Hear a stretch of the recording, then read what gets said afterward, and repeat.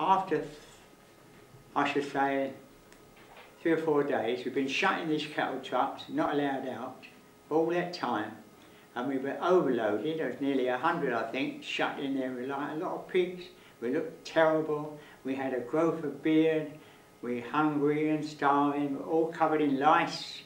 We weren't nice to know at all. And we travelled through northern Italy to Austria, Austria into Germany, near Munich, because I noticed the signs.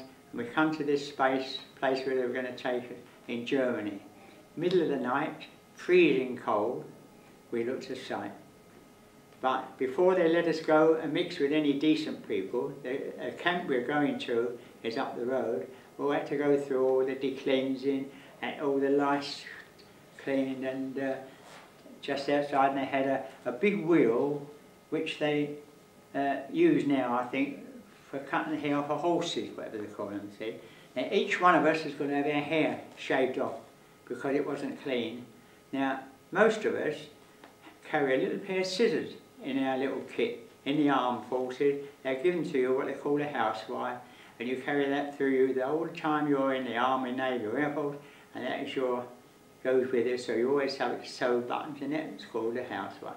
And we all had these little scissors, and we got so fed up with waiting for this blooming mechanical thing that we all cut the hair off, so we looked aside, little scissors to make time.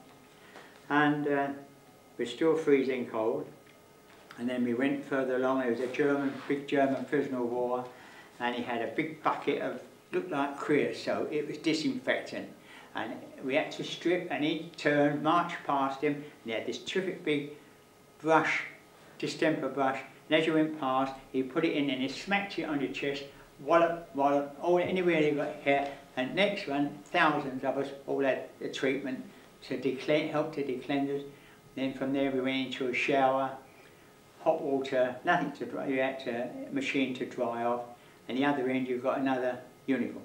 But now, we're respectable and clean. We were given a British uniform, as with a prisoner of war markings on it, the big diamond on your chest and a big diamond on their back, and that stayed you the whole time you were a prisoner of war, before they let us into this camp. Now this is a respectable camp, we've got respectable beds, and we are now respectable English or German prisoners of war. But I'm afraid in Germany, they don't like doing anything for nothing and costs. They don't want to employ prisoners of war, so you're employed by people who are responsible for you, and they come out and call your name out, and you had to go to anywhere you was wanted. And my name was called out with 50 others. There's 50 of us, and we had to form up, and they took us from there to over Leipzig way, East Germany, and at first they had a little place called Rocklitz, and it was near Tammerheim, a little place called Tammerheim, you wouldn't know. It was near Leipzig, I should say, one of the big towns. And so, because as they weren't prepared to put us up on this stone quarry, they put us behind a public house where they had beds put up quick, tiers, very small place, about this side, for 30 of us, for 50 of us, and they used to keep us there at night, give us a cup of coffee in the morning. They called it coffee, it was ersatz. I used to paint my bed with it, so it was a good stain, you see. And in the morning we used to have to walk from there to the stone quarry, freezing cold, and I made an old pair of gloves out of bits of material I could, and when you get there, you're in the stone quarry, then at night time you march back again.